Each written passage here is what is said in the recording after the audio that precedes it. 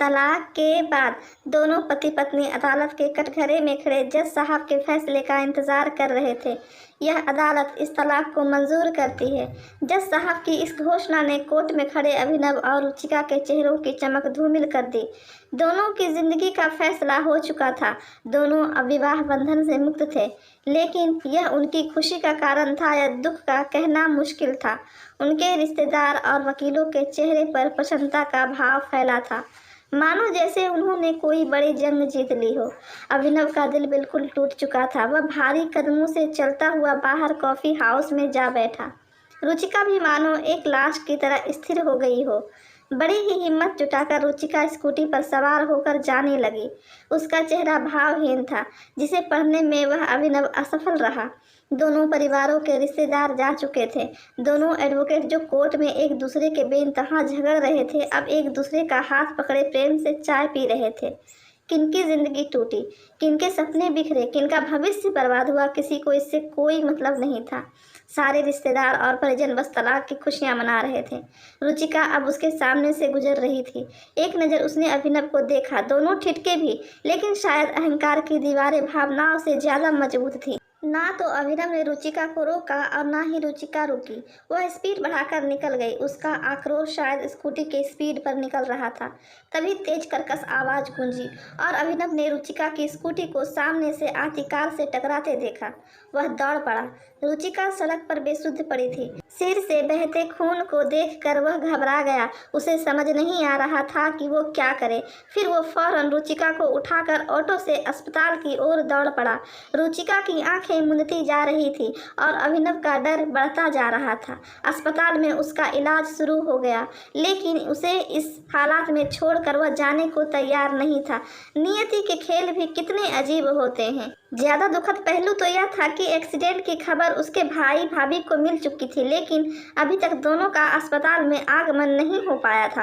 रुचिका के माता पिता तो थे नहीं, बस भाई और भाभी थे। हकीकत यह थी कि पीहर में रुचिका की भाभी और जीजा की चलती थी। रुचिका को होश आ गया था।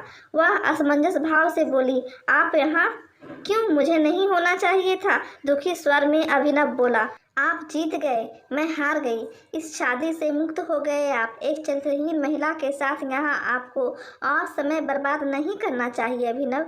रुचिका प्लीज़ पहले अपने आप को देखो। मैं क्रिमिनल, नालायक, दहेज का लोभी, तुम्हें टॉर्चर करने वाला। अब तुम मुक्त हो गई मुझसे, स्वतंत्र हो, जैसा मन करे खुशियों को महसूस करना। अब रुचिका ने कोई जवाब नहीं दिया। कुछ समय ऐसे ही निशब्दता में निकल गया। फिर धीमे स्वर में बोली, पैर का ऑपरेशन नहीं करवाया ना आपने? नहीं, अब दर्द महसूस नहीं होता मुझे। अभिनव शांत स्वर में बोला, क्यों? मैंने कसम दिलाई थी ना अपनी, वो तो मान लेते। मुझे ऑपरेशन से भी बड़ा काम करना था रुचिका। आप कब समझोगे? अपने लिए भी जीना सीखो, सबका ख्याल, लेकिन खुद। उदास रुचिका ने वाक्य अधूरा छोड़ दिया। नहीं, अगर ख्याल रखता तो तुम्हें यूं न खोता। एक हारा हुआ इंसान हूँ मैं। ऐसा नहीं कहते अभिनव, शायद मेरी नियति ही ऐसी थी। माहौल बहुत गंभीर हो गया था। अभिनव रुचिका की आंखों में आए आंसुओं को पोंछ रहा था। सुनो, आप मुझे वो कोर्ट डिग्री वाले 10 लाख रुपए मत देना। अरे नहीं, वो तो मैं ज़रूर चुकाऊंगा तुम्हें, चाहे खुद को बेचना ही क्यों ना पड़े। अभिनव दृढ़ स्वर में बोला, प्लीज़ अभिनव, मुझे नहीं लेने पैसे।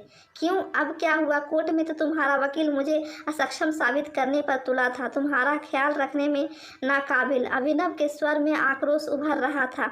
मुझे अब आत्मनिर्भर बनना है, कोई रख रखाव, कोई जिम्मेदारी किसी और की नहीं। रुचिका गंभीर होकर बोली, नहीं रुचिका, तुम पैसे ले लेना। मैं नहीं चाहता तुम अब दर बदर की ठोकरें खाओ। भैया भाभी के आगे हाथ फैलाओ। रुचिका का चेहरा मुरझा गया। अभिनव ने उसकी दुखती रग पर हाथ रख दिया था। कितना भी दिखावा करे, लेकिन हकीकत यही थी कि उसकी आंखों में अश्रुधार बहने लगे। तभी डॉक्टर चेकअप के लिए आ गए। डॉक्टर ने मीठी झिड़की देते हुए कहा, मिस्टर, अपनी वाइफ का ख्याल रखो, बच गई आज, वरना। अभिनव को समझ नहीं आ रहा था कि वो क्या बोले। पिछले 3 साल से दोनों अलग रह रहे थे। तलाक की पहल रुचिका की ओर से हुई थी।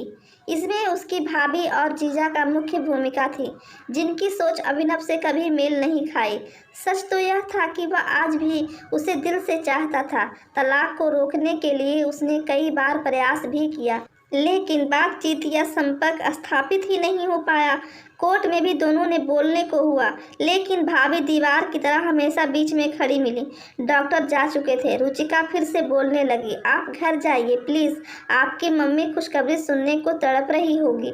तुम्हें इस हाल में छोड़कर कैसे जा सकता हूँ, दुखी मन से अभिनव बोला। अरे अब हमारा रिश्ता ही क्या रह गया है, एक मुहर ने तुम्हें आज़ाद कर दिया है, तुम मुझे ही दोष क्यों दे रही हो? तलाक के पेपर्स तो तुम ही ने भेजे थे। चलो छोड़ो, अब सब बदल गया है, अलग रास्ते, नई जिंदगी, इसलिए फॉर्मेलिटी छोड़ो, रुचिता हंसते हुए बोली। लेकिन रुचिका के हंसी के पीछे का दर्द अभिनव देख सकता था। एक बात पूछूं, क्या तुम्हें सच में लगता है कि मैं किसी और से प्यार करता हूँ? अभिनव ने उदास स्वर में पूछा। नहीं, मैं जानती हूँ आप ऐसे नहीं हो, मुझे आपके ऊपर दृढ़ विश्वास है।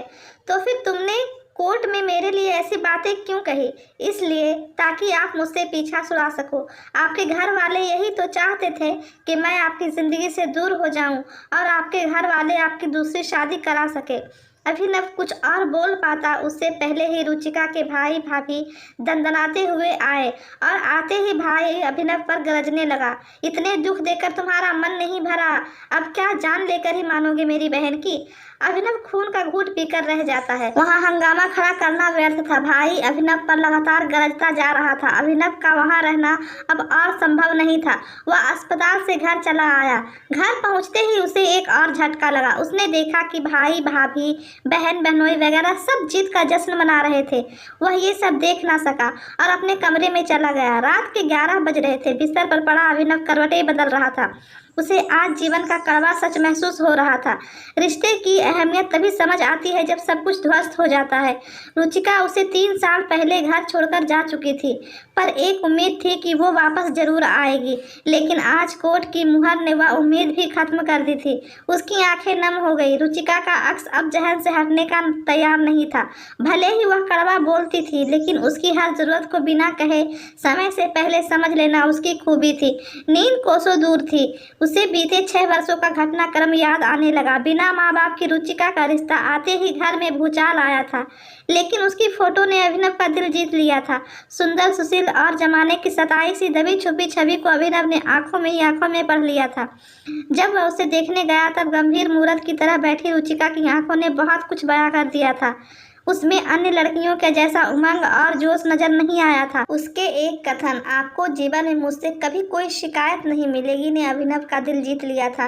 इस एक पंक्ति ने ही शादी का फैसला कर दिया था। ससुराल में रुचिका ने अपने वायदे को पूरी तरह निभाया, लेकिन शायद परिस्थितियों के साथ वह समायोजन नहीं कर पाई। अम्मा गाहे बगाहे उसे कोसने से बाज न आती। फिर जब छोटी बहू अमीर घराने से आ गई तो रुचिका का जीवन और भी कठिन हो गया। अभिनव के पास कोई स्थायी रोजगार नहीं था, जबकि छोटा भाई सीए बन चुका था। भाई की बड़ी आमदनी ने अभिनव को बड़े से छोटा बना दिया और रुचिका को और ज़्यादा महत्वहीन। वह टूटती चली गई। अभिनव के दिमाग में ये सारी छवियां चल रही थी कि तभी अचानक मोबाइल की घंटी बजी। स्क्रीन पर रुचिका का नाम डिस्प्ले हुआ। अभिनव ने तपाक से कॉल रिसीव किया। रुचिका भर्राई आवाज़ में बोल रही थी, भैया ने बहुत गलत कहा आपके लिए, उनकी तरफ से मैं माफ़ी मांगती हूँ। छोड़ो ये सब, कैसी तबीयत है अब? कौन है तुम्हारे पास अस्पताल में? अभिनव ने पूछा। कोई नहीं, रुचिका ने कहा। अकेली हो? खाना खाया या नहीं? नहीं, इच्छा नहीं खाने की, हद करती हो, रुको मैं आता हूँ। अरे नहीं, आप परेशान ना हो। पागल हो? रात में तबीयत बिगड़ गई तो? कुछ नहीं बिगड़ेगा अभिनव, मौत मेरे नसीब में नहीं। प्लीज़ रुचिका, ऐसी बातें मत करो, मैं अभी भी तुमसे बहुत प्यार करता हूँ। अभिनव ने एक पल की भी देरी किए बिना अस्पताल का रुख किया। थोड़ी देर में वो रुचिका के सामने था। होटल से उसने खाना भी पैक करवा लिया था। रुचिका के चेहरे पर चमक साफ दिख रही थी। मुझे पता था आप ज़रूर आओगे, लो खाना खाओ पहले। कैसा हाल बना लिया है तुमने? अभिनव ने लाड से बोला। नहीं, हालत तो आपकी ज़्यादा खराब है। दवा नहीं लेते हो ना आप? अरे दवा वगैरह सब लेता हूँ, पैसे भी हैं, अब 4 लाख जमा कर लिए हैं, वो तुम ले लेना। रुचिका उसे निहार रही थी। कुछ देर बाद दोनों खाना खाने लगे। मनपसंद सब्जियां देखकर रुचिका पूछ बैठी, आपको अभी भी याद है मुझे क्या पसंद है? क्यों, तुम्हें क्या लगता है कि मैं तुम्हें भूल सकता हूँ? अभिनव ने भावपूर्ण स्वर में पूछा। रुचिका मौन रही। दोनों खाना खाने लगे। अभिनव ने उसे सहारा दे रखा था, सहारा शारीरिक, मानसिक और आत्मिक, जिसकी जरूरत प्रायः सभी को रहती है। कुछ पल की मौन स्तब्धता के बाद अभिनव बोला, रुचिका, मेरी एक बात मानोगी? क्या? रुचिका के स्वर में उम्मीद की झलक महसूस हो रही थी। वापस चलो तुम, मुझे तुम्हारी ज़रूरत है। रुचिका के मुंह के से शब्द उच्चारित नहीं हो रहे थे। उसका सिर अभिनव के सीने से सट गया। अभिनव ने उसे बाहों में भर लिया। पूर्व में हुई गलतियों को दोनों ने समय पर सुधार दिया था। सीख, पति पत्नी का रिश्ता बुढ़ापे तक साथ देने का होता है। इस अनमोल रिश्ते को लोगों के बहकावे में आकर ना तोड़ें। आशा करती हूँ आपको ये कहानी अच्छी लगी होगी। आपका इस कहानी पर क्या राय है हमें कमेंट में ज़रूर बताएं, और अगर नए हैं तो चैनल को सब्सक्राइब कर लें और लाइक शेयर ज़रूर करें। कहानी देखने के लिए धन्यवाद।